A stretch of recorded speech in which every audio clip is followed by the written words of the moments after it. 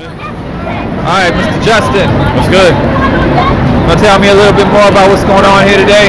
Basically what we're trying to do, this is our second week of doing this. We're raising a fundraiser to try to put money together for everyone that's been incarcerated and arrested for supporting this movement over the last month.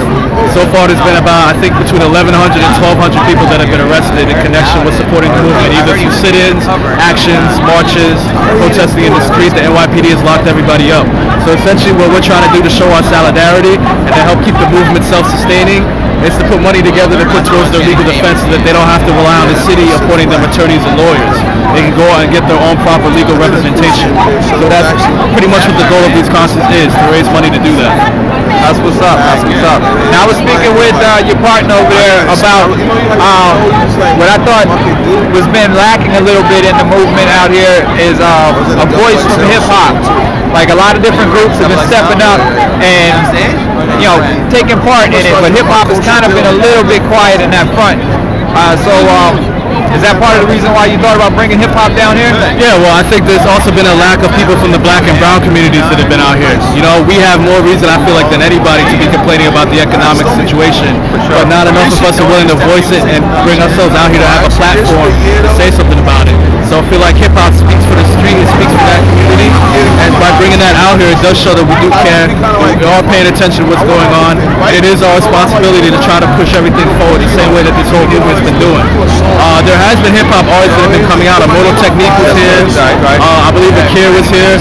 We just saw Russell Simmons down here walking around. He gave us $20 to go towards the fundraiser relief. Kanye West was with him earlier. You know, so there has been a little bit of people, but by and large, people really haven't been talking about it. And that's a shame. You know, because they keep talking about the economic plight that gave birth to hip-hop. You know, it's the same reason why a lot of people are coming to hip-hop now, to use it as a voice to speak for that contingency. And they're not coming out to this movement to say anything about it. Exactly. You know, so I feel like a lot of these independent underground artists are coming out to make that voice heard now. Exactly. That's definitely the truth. And I've always said, as far as hip-hop goes, hip-hop could be a very strong force for change if everyone just came together and made a push for that, because it's already got a built-in community, it's got the built-in art, it's got the voice, it's got the people, and it's got connections worldwide. So it's made for something like this.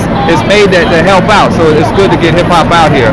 I mean, the thing that bothers me, I feel like a lot of artists, they're really on the upper echelon. When you start thinking about the Jay-Z's and the Lil Waynes and all that, they're so ingrained into the 1% because those are the ones cutting their checks. They're not going to, you know, bite the hand that feeds them, so to speak. You know what I mean? So I feel like they're kind of afraid to come out and voice how they truly feel about what's been going on, because A, they're not impacted by it anymore, and B, they're so removed from the community they originally came from. They may not think that it's worth jeopardizing their income for that. Not to mention the mentality in hip-hop now is more about being the 1%, attaining that 1%, regardless of what else happens. Exactly. And so, you know, the heart, as far as that goes, is a little bit lacking. It's kind of depressing that in the birthplace of hip-hop, we've become everything that we originally rallied against when it first started, and yet when you look everywhere else in the world, whether it's in Mexico, whether it's in Palestine, whether it's in Asia, it's always being used to help to push out oppression, push out corruption. Yes. And yet now we're embracing the same elements here in this country that pervade that corruption. Exactly. You know what I mean? It's backwards.